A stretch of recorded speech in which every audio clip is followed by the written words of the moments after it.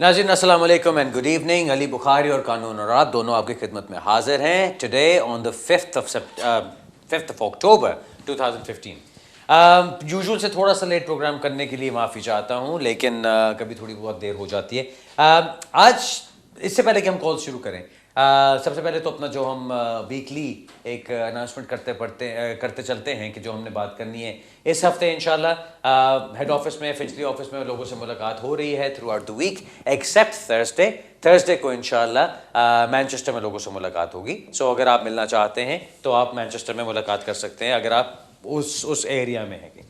दूसरी बात जो इससे पहले कि मैं फ़ोन कॉल्स लेनी शुरू करूं, जो मैं थोड़ा सा मेंशन करना चाहता था वो ये है कि ये जो टॉयक वाले केसेस अभी तक चल रहे हैं उन लोगों के पास इस वक्त क्या ऑप्शंस हैं। मेरे पास बहुत सारे इस तरह के केसेस भी आ रहे हैं, बहुत सारी क्वेरीज भी आ रही हैं कि जी हम उस केसेस में क्या कर सकते हैं। अब आज मेरे पास एक केस आया जिसके अंदर किसी का इंडेफिनिट लीव को उन्होंने रिफ्यूज़ किया ऑन द बेसिस कि उन्होंने एक 2012 या 2013 में टॉयक का एग्ज़ाम किया था और उसकी बेस पे उन्होंने एप्लीकेशन की थी। अब 10 साल उनकी कंटिन्यूस लीगल बनते हैं, 10 साल के अंदर कोई मसला नहीं, life in the UK test भी है, इंग्लिश लैंग्वेज टेस्ट भी है, सारा कुछ ठीक है, बाकी तमाम रिक्वायरमेंट्स पूरी हो रही हैं। सिर्फ बीच में उन्होंने एक टॉयक एग्जाम किया जिसकी वजह से उनके केस को रिफ्यूज कर दिया गया। अब इस तरह की सिचुएशन में आपके लिए क्या ऑप्शंस बनते हैं?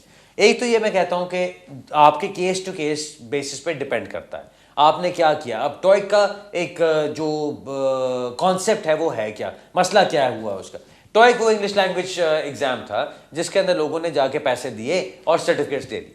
अब होम ऑफिस ने एविडेंस निकाल ली है कि जी हमें पता चला है कि एक एक बंदे ने कितने कितने लोगों के टेस्ट लिए हैं और टेस्ट किए हैं, और इस वजह से आपके जो सारे टेस्ट के जो सेंटर के रिजल्ट्स हैं उनको हमने बिल्कुल कैंसिल कर दिए।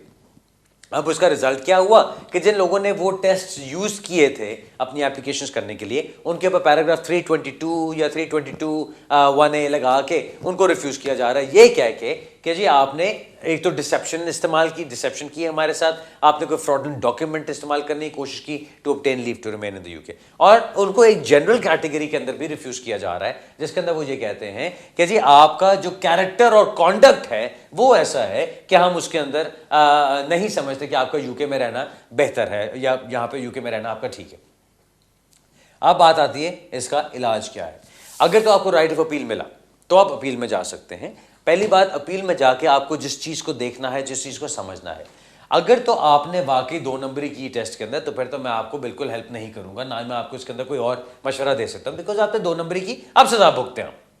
अगर आपने 2 नंबरी नहीं की, अगर ऐसा था कि आपने खुद टेस्ट किया, जिस तरह मेरे पास ऐसे क्लाइंट्स हैं जिन्होंने खुद टेस्ट किए और उनकी इंग्लिश भी परफेक्ट है, बिल्कुल कोई ज़रूरत नहीं थी उनको किसी के थ्रू टेस्ट करने की या किसी को पैसे दे के करवाने की। अब वो केसेस हैं जहाँ पे आप अपील में जाते हैं और आपको जाके ये चीज़ प्रूव करनी है कि एज अ फैक्ट क्या वो टॉयक सर्टिफिकेट सबमिट किया गया या नहीं किया गया।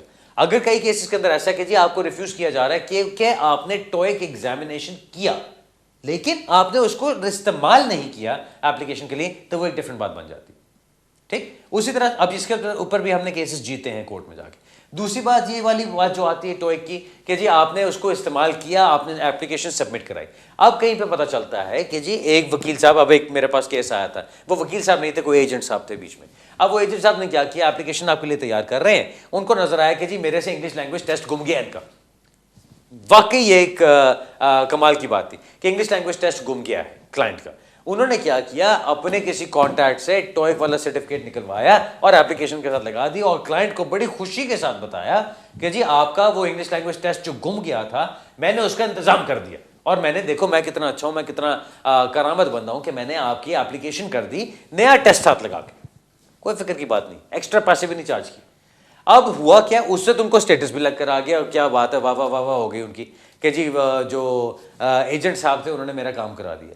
लेकिन अब उसी खातून का जो एप्लीकेशन जब इंडेफिनिट लीव के लिए डालनी जा रही थी वो, तो उनको पता चला कि जी मेरा वो जो टॉयक का एग्जाम है उसकी वजह से उन्होंने एप्लीकेशन को रिफ्यूज कर दिया। अब ये वो वाली सिचुएशन है जहां पे आपने जानते बूझते हुए वो चीज नहीं की।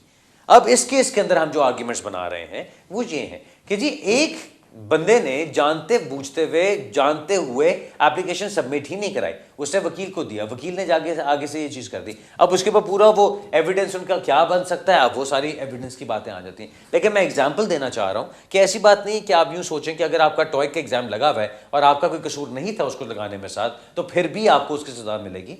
आपको इंटेंशन शो करनी होती है डिसेप्शन के साथ। अगर आपकी वो पॉइंट आपने प्रूव कर दिया कि जी मैंने इंटेंशन मेरी नहीं थी या मैंने जानते बूझते हुए कोई ऐसी चीज़ नहीं की, तो फैक्चुअली तो चलो ठीक है, टॉइक का टेस्ट सबमिट किया गया मेरी एप्लीकेशन के साथ, लेकिन मेरी पोजीशन ये है कि मैंने वो कभी टेस्ट ना किया, ना मैंने किसी को करने को कहा, ये किसी ने खुद बीच में लाके लगा दिया किसी और वजह से, सो इसके अंदर मेरा कसूर नहीं बनता। अब उन लोगों की बात आती है कि जिन्होंने टॉइक के एग्जाम्स किए नहीं किए, लेकिन उनकी इंडेफिनिट लीव की अभी नहीं बनती एप्लीकेशन, लेकिन वो कुछ और करना चाहते हैं और उनको रिफ्यूज़ किया जा रहा है। सो मैं पहले भी कहता आया हूँ, अभी भी वही चीज़ कहूँगा। अभी टॉइक के ऊपर क्या चीज़ हुई है, जो मैंने लास्ट टाइम भी जो जजमेंट का जिक्र किया था, कि उसके अंदर भी ये चीज़ आई है कि जी आपको आगे से अगर आपके मेरिट्स बनते हैं, सबसे पहले उन्होंने क्या चीज़ कही है कि जी हमने ये सारा कुछ जो भी अपना एविडेंस निकाला है, अगर आप फिर भी समझते हैं कि नहीं आपको उसको चैलेंज करना बनता है, तो ऑफ कोर्स आप इसको अपने ग्राउंड्स को वेरी कीजिए और उसके बाद आप उसको चैलेंज कर सकते हैं, लेकिन हर एक के लिए चीज़ सूटेबल नहीं रहेगी। ठीक है जी। नजीन, अब अपने फ़ोन कॉल्स की तरफ चलते हैं, पहले कॉल लेते हैं जी। हेलो जी, अस्सलाम वालेकुम। वालेकुम सलाम जी बुखारी साहब, कैसे हैं आप? अल्हम्दुलिल्लाह जी, खैरियत, ठीक ठाक, बताइए। बुखारी साहब, मैं किसी के बिहाफ पे क्वेश्चन पूछना चाह रहा था, वो भी आपको ट्राई कर रहे थे, शायद कॉल नहीं मिल रही। एक फैमिली है यहाँ पे, सिंगल औरत है, उनके यहाँ पे उनको डिस्क्रिशनरी लीव मिली है, उनके कुछ 5-6 बच्चे भी हैं, तो अभी उनकी एक्सटेंशन का टाइम आ रहा है, तो उनकी फीस बन रही है 8-10 हज़ार पाउंड और वो अफोर्ड नहीं कर सकती, बेनिफिट्स पे हैं जी। तो अभी उन्होंने अपनी एप्लीकेशन के साथ फीस एग्जम्पशन के लिए भी कहा है, तो बताएं कि उनकी लीव मिल जाएगी या उनकी फीस वेव हो जाएगी या कुछ उनके लिए होम ऑफिस क्या करेगा। और जिस लॉयर के पास वो गई हैं वो भी उनसे काफी डिमांड कर रहे हैं कि जी हम इतने पैसे लेंगे, तो ये आप बताएंगे कि ये एक्चुअली फीस है क्या एक्सटेंशन की जो लॉयर चार्ज करते हैं, और उनकी जो वीजा एग्जम्पशन है वो हो जाएगी या होम ऑफिस क्या करेगा?